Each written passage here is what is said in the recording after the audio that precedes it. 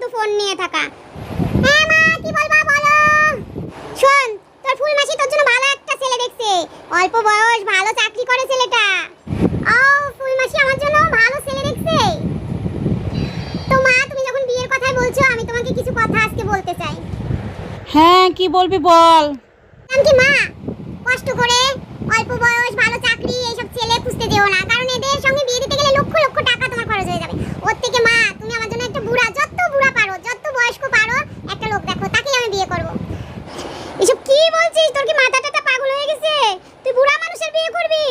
আরে মা, তুমি জানো না, সেই আগের যুগ আবার ফিরে চলে আইছে। এখনকার মেয়েরা টাকা পয়সা, বাড়ি গাড়ি দেখে বুড়া লোকদের বিয়ে করে। হ্যাঁ, তুমি জানো না মা, শোনো আমার কথা।